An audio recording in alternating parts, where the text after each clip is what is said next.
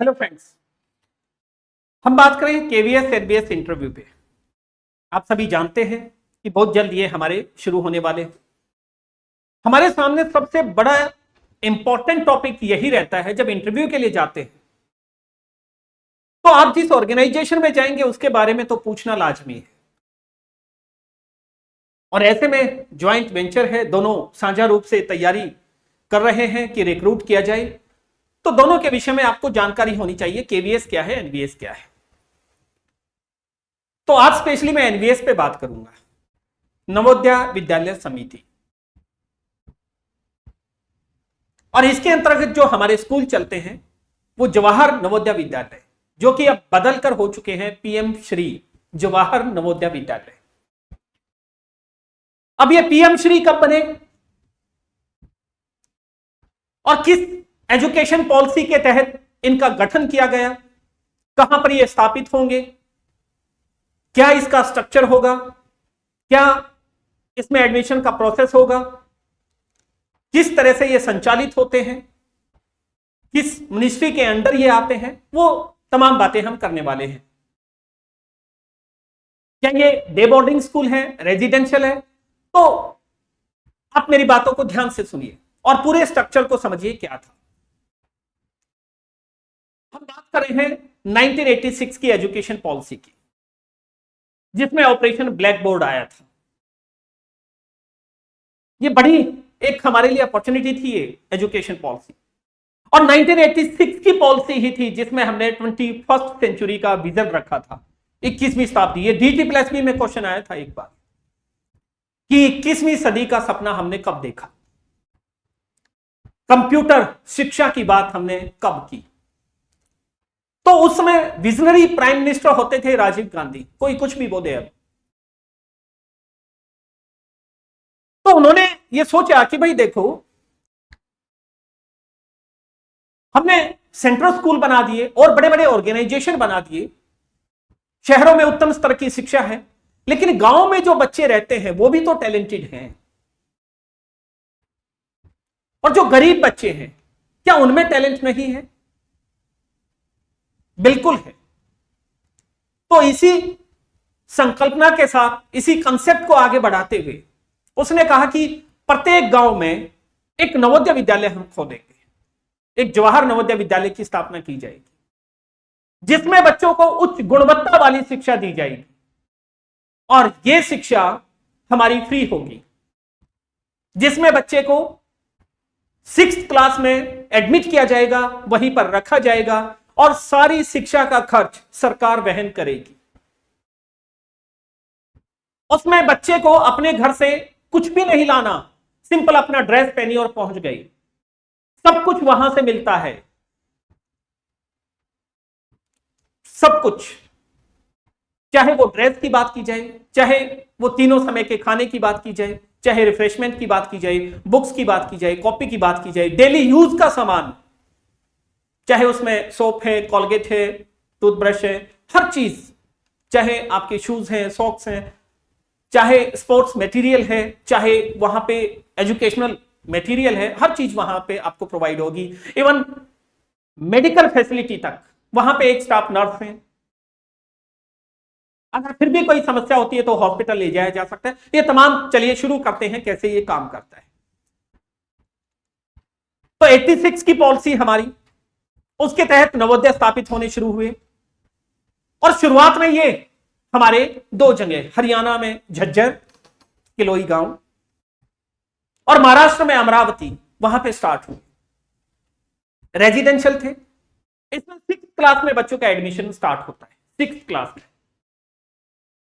लेकिन क्वेश्चन ये आता है सिर्फ 6th में होता है? नहीं, 9th में भी होता है और 11th में भी, जिनको लेटरल एंट्री के नाम से जानते हैं। अब 6th क्लास में जब बच्चों का एडमिशन होता है तो यह नहीं है कि कोई भी व्यक्ति जाए और वहां एडमिशन करा दे, नहीं। ये डिस्ट्रिक्ट लेवल पे इनका एक टेस्ट कंडक्ट किया जाता है, जिसको हम JNVST के नाम से जानते हैं। JNVST, काफी काम किया मैंने इसमें। अब इसके यहां पर एक चीज और ध्यान रखनी है हमें, इसमें 40 सीट एक सेक्शन के लिए और बनते हैं कितने, 2 सेक्शन, यानी 80 बच्चों का चयन किया जाता है। 80 बच्चों को लिया जाता है, मेरिट के आधार पर लिया जाता है, जो डिस्ट्रिक्ट में टॉप है। इसके लिए कुछ खास बातें होनी चाहिए कि वो उस डिस्ट्रिक्ट का रहने वाला हो या वहां से शिक्षा ली हो, उसने कोई भी रेजिडेंशियल प्रूफ वो अपना दे सकता है, अपना फॉर्म भरे, कॉम्पिटिटिव एग्जाम दे और उसके बाद वहां सिलेक्ट हो। लेकिन जो हमारा आरटी एक्ट है, उस आरटी एक्ट के थोड़ा सा अगेंस्ट ये चीज हमें दिखती है। 2 चीजें आप भी समझ जाएंगे। एक तो हमने ये कहा था आरटी एक्ट में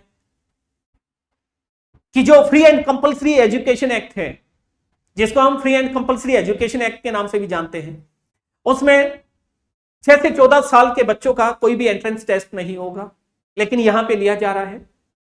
यह एक अपवाद है। दूसरी बात यह थी कि टीजीटी लेवल पे अगर हम बात भी करते हैं माध्यमिक, तो वहां 35:1 यानी 35 बच्चों पे एक अध्यापक होगा। वहीं प्राइमरी में 30:1 है, उसका भी अपवाद है, 40:1 है। तो यहां पे 40 बच्चों को एक सेक्शन में रखा जाता है, दूसरे सेक्शन में भी 40 होते हैं। इस तरह से 80 बच्चों का चयन होता है। अब उनकी पढ़ाई 12वीं तक चलेगी, जिसका सारा खर्च सरकार उठाएगी। ये स्कूल हमारे मिनिस्ट्री ऑफ एजुकेशन, पहले एमएचआरडी के अंदर थे, अब उसका नाम बदल दिया गया है, शिक्षा मंत्रालय, उसके अंतर्गत चलते हैं। और नवोदय के बारे में मैं एक बता दूं, ये ऑटोनोमस बॉडी है, स्वायत्त निकाय है। जो मेरे साथी ये सोचते हैं कि नवोदय में जाएंगे, कुछ साल वहां काम करेंगे, उसके बाद कहीं वैकेंसी निकलती है तो वहां पे अप्लाई कर देंगे, एक्सपीरियंस के तौर पे नवोदय का सर्टिफिकेट हम दे देंगे, तो मैं बता दूं कि ये ऑटोनोमस बॉडी है, ये सरकारी निकाय यानी पूर्णतः सरकारी निकाय नहीं है। तो कई जगह इसके एक्सपीरियंस को सरकारी उपक्रम की तरह कंसीडर नहीं किया जाता, केवीएस का मान लेंगे। तो ये एक आपको सोचना है यहां पे जरूर, जब अपनी प्रेफरेंस भरे, कि भाई अगर मान लो कल को मुझे अपना एक्सपीरियंस शो करना है, उसके बेस पे मुझे जॉब क्रेडिट लेना है कहीं पे, और मैं दिखाऊं कि जी मैंने इतने साल काम किया है, मैं अभी इस ऑर्गेनाइजेशन में आना चाहता हूं, तो उस एक्सपीरियंस को वो काउंट नहीं करते हैं। जहां पे आपको 2-3 चीजों में रिलैक्सेशन मिलता है, लाइक एज में रिलैक्सेशन कई बार मिल जाता है, या फिर मान लो सेंट्रल गवर्नमेंट की ही तरफ आप जा रहे हैं तो वहां पे आपको वो रिलैक्सेशन मिल सकता है जो आपके इंक्रीमेंट लगे।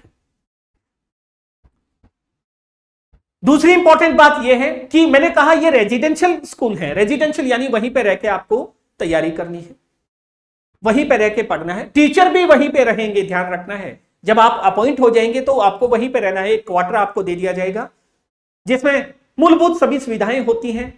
अब इसका फायदा क्या है, आपको अगर मान लो दूर स्टेशन भी मिलता है तो आपको वहां एक बार जाना है, फिर वहीं पे रहना है। गांव के वातावरण में होते हैं, शांत वातावरण में होते हैं, एक अच्छा स्वास्थ्य वहां पे आपको मिल सकता है। अगर कोई व्यक्ति ये कहे ना मुझे स्वास्थ्य चाहिए, कोई व्यक्ति ये कहता है मुझे बड़े शांत वातावरण में रहना है, तो एनबीएस ज्वाइन कर लो। अच्छा ट्रैक मिलेगा, अच्छा ग्राउंड मिलेगा, मेस में अच्छा खाना मिलेगा, आपको सारी सुविधाएं मिलेंगी, साफ सुथरा वातावरण होगा, भीड़ भाड़ से दूर होगा, शोर शराबे से दूर होगा, लिमिटेड से बच्चे आपको मिलेंगे, उन्हीं के साथ रहना है, एक्सरसाइज करनी है, उन्हीं के साथ पढ़ाई करनी है। अच्छा, अब इसका स्ट्रक्चर तो मैंने बता दिया 6th क्लास से। अब मान लो जो बच्चे 6th क्लास में आए, कई बार क्या होता है कि मन नहीं लगता बच्चों का, हालांकि परामर्शदाता काउंसलर अपॉइंट किए गए एनईपी 2020 के अनुसार, उससे पहले भी सीबीएसई ने रिकमेंड किया था कि भाई काउंसलर हो, स्पेशल एजुकेटर हो वहां पे।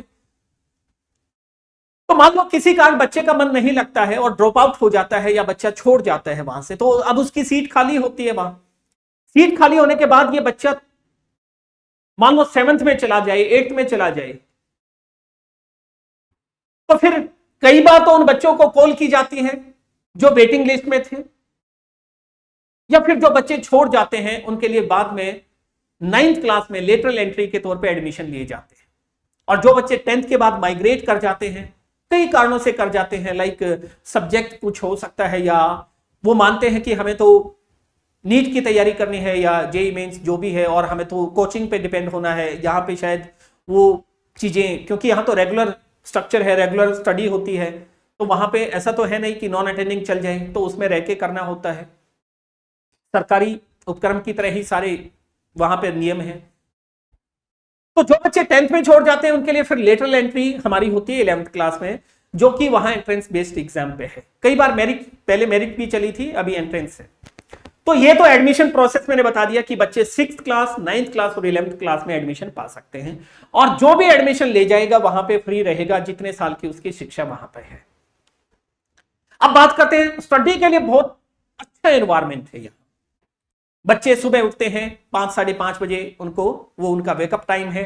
उसके बाद उनको मॉर्निंग असेंबली के लिए बुलाया जाता है, यानी जो पीटी वगैरह वहां पे होती है, रोल कॉल होती है उनकी, बच्चे काउंट किए जाते हैं, उसके साथ साथ पीटी करवाई जाती है। बच्चे आते हैं, नहाते हैं, अपना तैयार होते हैं, फिर ब्रेकफास्ट के लिए उनको जाना है।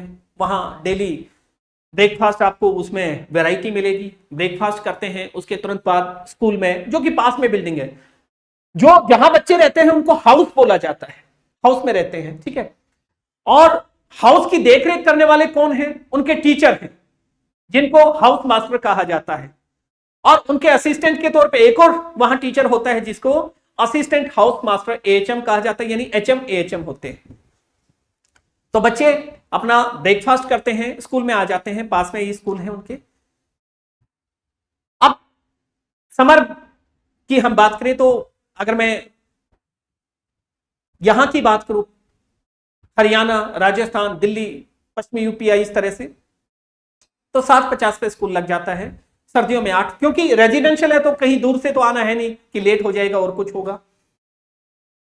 अब वहां 1:30 बजे तक बच्चा रहता है, 1:40 तक रहता है। वो हमारा जो भी पीरियड है उसके अनुसार होता है कि कब से कब तक है। 1:30 बजे तक मान लीजिए, 1:40 तक। फिर उसके बाद सीधे वो बच्चे लंच पे चले जाते हैं। बीच में 15 मिनट का ब्रेक मिलता है बच्चों को, जिसमें रिफ्रेशमेंट दी जाती है, बिस्किट वगैरह है, या सीजनल कोई फ्रूट उनको दिया जा सकता है। 4 पीरियड पहले लगते हैं, फिर ब्रेक होता है, फिर 4 पीरियड लगते हैं। हालांकि अलग अलग स्कूल में सुविधा के अनुसार अलग भी कर लेते हैं। अब वो लंच करेंगे, लंच करने के बाद फिर उनको थोड़ा 1-1.5 घंटा आराम दिया जाता है। आराम देने के बाद फिर उनकी स्टडी लगती है, जिसको हम रिमीडियल क्लास के नाम से जानते हैं। रिमीडियल टीचिंग होती है, उन बच्चों को अतिरिक्त वहां पे सहायता दी जाती है। अब रिमीडियल टीचिंग होगी करीबन, कुछ स्कूलों में 1 घंटे की है, कुछ में 1.5 घंटे की है। रिमीडियल टीचिंग आपकी 3, 3:30 बजे स्टार्ट होती है, 4:30 या 5 बजे तक चलती है। अब जैसे ही ये रिमीडियल टीचिंग, उनकी रिमीडियल क्लास खत्म होगी, उसके बाद बच्चे फिर से उनकी काउंटिंग होगी। काउंटिंग कई बार होती है, स्कूल में भी हो जाती है, रिमीडियल क्लास में भी होती है। फिर उसके बाद बच्चे वहां पे ग्राउंड के लिए जाएंगे, ये स्पोर्ट्स का टाइम है। अब वहां आधा 1 घंटा बच्चे खेलेंगे। खेलने के बाद फिर शाम को 7 बजे फिर से उनको बुला लिया जाएगा, 5 से, और वहां 7 बजे के बीच में उनका स्पोर्ट्स टाइम भी है, नहाने धोने का भी टाइम है उनका। अब इसके पश्चात 7 बजे क्या होगा? सुपरवाइज्ड, फिर से बच्चों को आना है और 1 घंटा पढ़ना है। कुछ में ये टाइम 1.5 घंटे का भी रहता है, फिर पढ़ेंगे। अब पढ़ने के बाद जैसे ही सुपरवाइज उनकी 8 बजे खत्म होती है, सर्दियों में मान लो 7, 7:30 बजे खत्म होती है, उसके बाद बच्चे डिनर के लिए जाएंगे। अच्छा, रिमीडियल के बाद भी उनको कुछ ना कुछ खाने पीने के लिए दे दिया जाता है। अब वो डिनर के लिए जाएंगे, अपना डिनर करेंगे, उसके बाद फिर से नाइट अटेंडेंस उनकी होगी। उसके बाद बच्चे अपने हाउस में चले जाएंगे। हाउस मास्टर जाएगा, बच्चों का हालचाल जानेगा, किसको कोई समस्या है, नहीं है, क्या कुछ चल रहा है हाउस में। वहां पे हैप्पी आवर्स होते हैं, जिसमें काउंसलर भी रहते हैं, उनके एचएम भी रहते हैं। तो ये बच्चों की, उसके बाद वो अपना 10 बजे तक, 11 बजे तक बच्चे जैसे पढ़ना चाहें पढ़ सकते हैं। अब ये तो बच्चों के लिए। अब आप सोचिए कितना सारा उनको पढ़ना पड़ता है, कितना सारा उनको वहां पे एकेडमिक टाइम दिया जाता है। तो इसलिए नवोदय के जो बच्चे हैं वो बड़े टफेस्ट माने जाते हैं, हर परिस्थिति को झेलने वाले। कपड़े भी आप धोने हैं वहां, और छोटी सी आयु में डाल दिया जाता है, वहां रफ एंड टफ हो जाते हैं, हर परिस्थिति में पारंगत हो जाते हैं। होलिस्टिक डेवलपमेंट जिसको कहते हैं ना, 360 डेवलपमेंट मैंने देखा है वहां हो जाता है बच्चे का। अब इसके बाद हम बात करते हैं मेस। मेस बड़ा इंपॉर्टेंट है, वहां पे बड़ा अच्छा खाना मिलता है। 7 दिन आपको अलग अलग वैरायटी मिलेंगी। उसमें सुबह आपको ब्रेकफास्ट मिलता है, उसके बाद आपको फिर रिफ्रेशमेंट की मैंने बात की, लंच है, लंच आपको डेली अलग अलग मिलेगा, जिसमें एक सब्जी होगी, आपकी दाल होगी, आपको राइस है, चपाती है, दही है, सीजनल सैलेड है, सब कुछ। शाम को खाना आपको मिलता है, तीनों वक्त का अच्छा खाना, उतनी कैलोरी जितनी एक बच्चे को, एक स्वस्थ बच्चे को चाहिए, उतनी दे दी जाती है। अब इसके पश्चात हम बात करते हैं कि और क्या फैसिलिटी है। तो और फैसिलिटीज में एनएसएस, एनसीसी वहां पर जरूर होती है। नवोदय स्कूल की बात करें तो किसी ना किसी स्कूल में एनएसएस या एनसीसी मिल जाएगी, आप तो उसका लाभ ले सकते हैं। ये बात के आपके एडमिशन में भी काम आती है ना। आपके क्या काम आएगी? आपके ये काम आएगी कि आपको इंचार्ज बना दिया जाएगा। अब मैं आपको रूबरू करा रहा हूं कि ये स्ट्रक्चर क्या है। अच्छा, नवोदय विद्यालय में 4 हाउस होते हैं। स्पेशली मैं अगर यहां की बात करता हूं, हरियाणा की, राजस्थान, दिल्ली, ये वाला जो एरिया है, 4 हाउस कौन से हैं? ये 4 हाउस हैं। इसमें एक अरावली हाउस है, एक नीलगिरी हाउस है, एक शिवालिक हाउस है और एक उदयगिरी हाउस। ये बॉयज में भी होता है और गर्ल्स में भी होता है। हाँ, ये हम भूल गए कि क्वाइड होता है, इसमें लड़के भी रहते हैं और लड़कियां भी रहते हैं। लड़कियों के लिए सेपरेट हाउस होते हैं, लड़कों के लिए सेपरेट हाउस होते हैं। अब ये सारी बातें हम क्यों कर रहे हैं? ये इसलिए कर रहे हैं कि मान लो कल को यहां से क्वेश्चन फ्रेम करें आपसे कि भाई रेजिडेंशियल स्कूल है, आप रुक पाएंगे, किस तरह की समस्याएं होती हैं बच्चों में। तो अमूमन जो इस रेजिडेंशियल में हम बात करें ना, बच्चों में जैसे चोरी करने की कई बार आदत पड़ जाती है, या हम बात करें बच्चे आपस में झगड़ा कई बार कर लेते हैं, इस तरह के इश्यूज देखने को मिल जाते हैं। कई बार घर से दूर रहते हैं तो बच्चों का मन नहीं लगता है। कई बार जो बच्चे बड़े हो चुके हैं 11th 12th 9th 10th में, अपोजिट अट्रैक्शन हो जाता है। तो ये तमाम चीजें आपको एक जहन में होनी चाहिए एक टीचर के तौर पे, भाई किस तरह की डिफिकल्टीज वहां पे फेस करने को मिल सकती हैं, किस तरह के क्वेश्चन हमसे पूछे जा सकते हैं। अब हम इसमें आगे बात करें इसमें कि एक प्रिंसिपल है, प्रिंसिपल के साथ साथ वाइस प्रिंसिपल है, इसमें पीजीटी होते हैं, टीजीटी होते हैं। पीआरटी लेवल पे नहीं है यहाँ, क्योंकि इनकी शुरुआत ही 6th क्लास से है, तो पीआरटी का कोई रोल नहीं है। तो टीजीटी और पीजीटी वहां पे होंगे, इसके बाद होंगे वाइस प्रिंसिपल और प्रिंसिपल। ये पोस्ट यहां पे होती हैं। अब इसमें कुछ सब्जेक्ट के टीजीटी आपको 2-2 मिल जाएंगे, लाइक मैथ है, हिंदी है, इंग्लिश है। पीजीटी में आपको सब्जेक्ट वाइज एक ही मिलेगा। सब्जेक्ट की जहां तक बात की जाए तो अभी क्या है, देखो एनईपी 2020 आया, इसने तो ये कहा है कि प्रत्येक स्कूल में सभी डिसिप्लिन चलने चाहिए। सभी डिसिप्लिन का अर्थ है वहां पे कॉमर्स भी हो, आर्ट भी हो, साइंस भी हो, सभी सब्जेक्ट हो वहां। लेकिन यहां पे मुख्यतः ये होता है कि 2 स्ट्रीम को लेके आगे बढ़ता है ये, लाइक साइंस है, कॉमर्स है।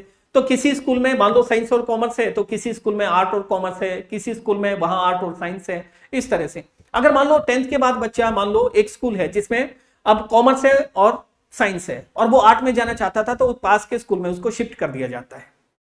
रेजिडेंशियल है, आने जाने की कोई दिक्कत वहां होती नहीं। अच्छा, इसमें आपको सभी विषयों पर टीचर जरूर मिलेंगे। इसमें आपको जो जिनको हम बोलते हैं ना कि हमारे जो मल्टीपल डिसिप्लिन है वहां, अब इसमें ड्राइंग के टीचर वहां पे हो सकते हैं, इसमें लैंग्वेज के टीचर हो सकते हैं, म्यूजिक है, ड्राइंग है। इसके अलावा सबसे इंपॉर्टेंट बात है इसमें कि मिनी माइग्रेशन चलता है और माइग्रेशन सिस्टम। देखो कई बार क्या है, लैंग्वेज का, कल्चर का एक्सपोजर देने के लिए बच्चों को एक स्कूल से दूसरे स्कूल में भेजा जाता है। जैसे मान लीजिए अभी दिल्ली में 2 जगह स्कूल है, जाफर कला में है और यहां हम बात करें औचंदी बॉर्डर के पास मुंगेशपुर में।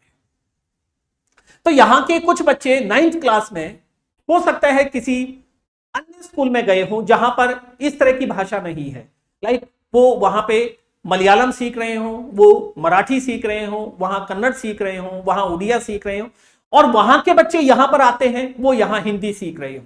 ऐसे 15-20 बच्चों का चुनाव 9th क्लास में किया जाता है, 10th में वो फिर से वापस आ जाते हैं। 1 साल तक बच्चों को वहां रखा जाता है। उन बच्चों का चुनाव किया जाता है जो होनहार हैं और जो एकेडमिकली अच्छा परफॉर्म कर रहे हैं, या बच्चे की रुचि के अनुसार भी उनको भेजा जा सकता है। अब इसमें टीचर की जहां तक बात की जाती है, मिसलेनियस की मैंने बात कर दी है, मिसलेनियस स्टाफ भी होता है जिसमें ड्राइंग की, तो बच्चे का होलिस्टिक डेवलपमेंट होता है। फिर आपकी जॉब ट्रांसफरेबल रहेगी। एक डेस्टिनेशन, मान लीजिए प्लेन एरिया में आप हैं, मैक्सिमम 10 साल रह सकते हैं। हार्ड स्टेशन मिला है तो 2-3 साल में ट्रांसफर ले सकते हैं। कई बार कुछ सेमी हार्ड है तो वहां 6-7 साल भी आप बिता सकते हैं। तो मुख्यतः ये देखा जाता है कि 4-5 स्टेशन पे ही आपकी जॉब कंप्लीट हो जाएगी। इसके अलावा यहां उसका एक अपना कार्यालय है जिसमें ऑफिस सुपरिटेंडेंट होता है उसमें, और आपके यूडीसी हैं, जेएसए वगैरह होते हैं। अब इन स्कूलों के ऊपर एक रीजनल सेंटर होता है, रीजनल ऑफिस होता है हमारा, जो 3 से 4 स्टेट को कवर करता है। जैसे मान लीजिए अगर मैं हरियाणा की, राजस्थान की, दिल्ली की बात करूं तो इनका रीजनल ऑफिस है जयपुर में। इस तरह से अलग अलग बना रखे हैं, जैसे चंडीगढ़ रीजन है, जयपुर रीजन है, पटना रीजन है, भोपाल रीजन है, पुणे रीजन है। इस तरह से रीजन बना रखे हैं और डिस्ट्रिक्ट उनको और स्टेट उनको दे रखे हैं, वहां से ऑपरेट होते हैं। फिर इन रीजनल ऑफिस के ऊपर हमारा हेड ऑफिस होता है। एनबीएस का हेड ऑफिस नोएडा सेक्टर 62 में है।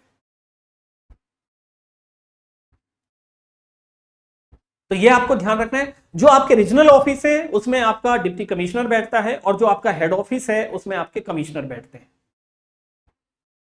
और प्रत्येक साल इन स्कूलों का पैनल इंस्पेक्शन होता है। पैनल इंस्पेक्शन में वहां के शिक्षा की, वहां की सारी व्यवस्था की गुणवत्ता की जांच की जाती है। तो प्रत्येक साल हो सकता है कि आपका पैनल इंस्पेक्शन आए, जिसमें आपको बहुत सारी फाइलें दिखानी पड़ेंगी, हाउस से संबंधित, सिलेबस से संबंधित, हर चीज से संबंधित आपको, या जो भी कार्य दिए जाते हैं। अब देखो पूरा सेटअप है, ऑर्गेनाइज्ड वे में काम करता है, तो इसलिए आपको किसी भी डिसिप्लिन का इंचार्ज बना सकते हैं, एक्स्ट्रा करिकुलर का बना सकते हैं, है ना।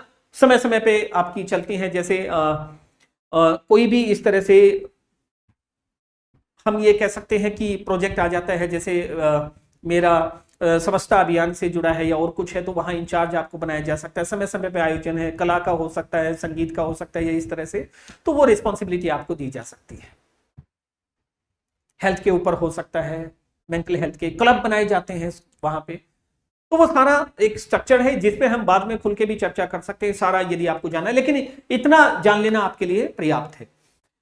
अब हम बात करते हैं यहां पे कि शिक्षा कैसी वहां पर रहती है, और टीचर के लिए वहां कितना अच्छे से वहां पे चीजें हो सकती हैं। देखो शिक्षा का स्तर बहुत अच्छा है, स्टैंडर्ड बहुत अच्छा है। टीचर के लिए क्या क्या बेनिफिट है, तो नवोदया में अन्य स्कूल की अपेक्षा 10% सैलरी ज्यादा है। जो उसका बेसिक है 10% उसको एक्स्ट्रा दिया जाता है। केवीएस से ज्यादा सैलरी मिलेगी यहां। क्यों? क्योंकि ये डे स्कूल नहीं है, रेजिडेंशियल है। आपकी 24 घंटे की ड्यूटी है। अगर आप वहां से जाओगे तो स्टेशन लीव आपको देनी पड़ेगी, स्टेशन छोड़ रहे हैं आप, तो ये सैलरी का इसमें है। फिर जब आप हाउस मास्टर बनते हैं तो उसका भी आपको पे किया जाता है, 800 रुपए आपको मिलते हैं, अभी 1000 रुपए है शायद। एचएम है तो उसको 400 या 500 रुपए मिलते हैं। आपका डीए एक दिन का 1000 रुपए रहता है स्टार्टिंग में। यदि आप 12 घंटे से बाहर स्कूल के काम से रहते हैं तो 1000 रुपए आपको मिलते हैं, प्लस ट्रेवलिंग अलाउंस है। यदि आप कहीं जाते हैं तो आपको 3rd क्लास या 2nd क्लास एसी की सुविधा दी जाती है। अगर बच्चों की सेफ्टी सिक्योरिटी का मामला है तो 1st क्लास में ट्रेवल कर सकते हैं। कहीं मान लीजिए आपको इमीडिएट पहुंचना है तो वहां आप फ्लाइट का भी यूज कर सकते हैं। वो सारा वहन किसको? सरकार को करना है, आपको सिर्फ बिल्स प्रोवाइड करने हैं। तो सुविधाएं तो बढ़िया है इसमें। अब हम बात करते हैं छुट्टियां, जो टीचर को सबसे प्यारी है ना। छुट्टियां कितनी है? तो 90 दिन का अवकाश मिलता है नवोदय विद्यालय में, 90 डेज का।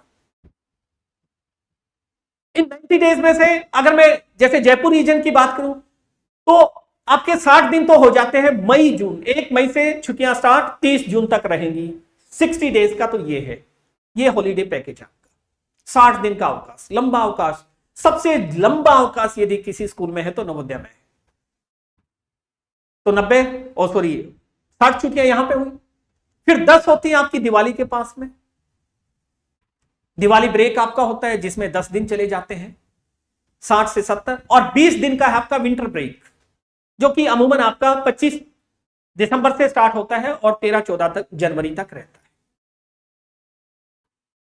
तो वो 24 दिसंबर से हो सकता है, 25 से हो सकता है, मतलब 20 दिन का आपका रहेगा, शेड्यूल्ड है।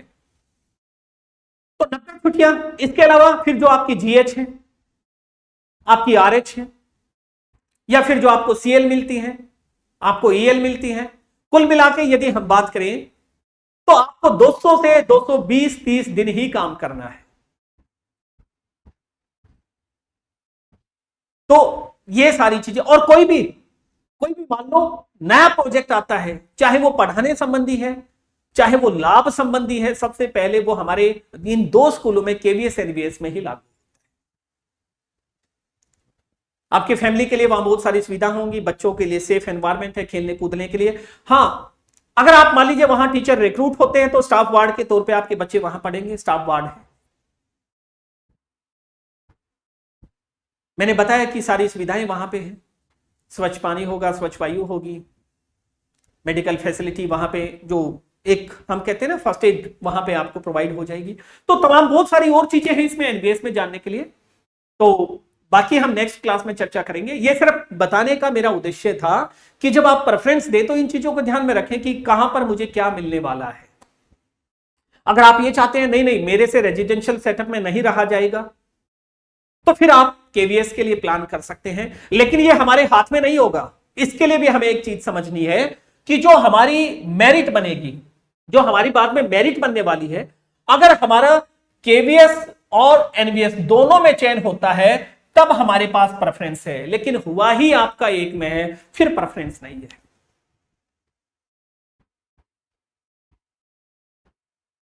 जहां पे एनवीएस की संख्या 600 प्लस स्कूलों की है, वहीं पे केवीएस हमारा 1200 प्लस में है। ये आपको रूरल में दिखाई देगा तो ये आपको रूरल प्लस अर्बन दोनों में दिखाई दे सकता है, ज्यादातर अर्बन एरिया में मिलेंगे। ये सेंट्रल गवर्नमेंट के कर्मचारियों के लिए है, इस पे भी हम एक पूरी क्लास लेंगे कि कैसे ये उपक्रम काम करता है, क्या है ये। और एनवीएस हमारा रूरल एरिया में है, ग्रामीण क्षेत्रों में है, उन बच्चों के लिए है। अच्छा, ग्रामीण क्षेत्र के बच्चों के लिए वहां पे एक तरह से हम कह सकते हैं सीटें भी आरक्षित हैं। अब क्वेश्चन आपको कमेंट सेक्शन में बताना है कि कितना वहां पे वेटेज दिया जाता है जो रूरल एरिया से है और कितना वेटेज मिलता है जो अर्बन एरिया से बच्चों को।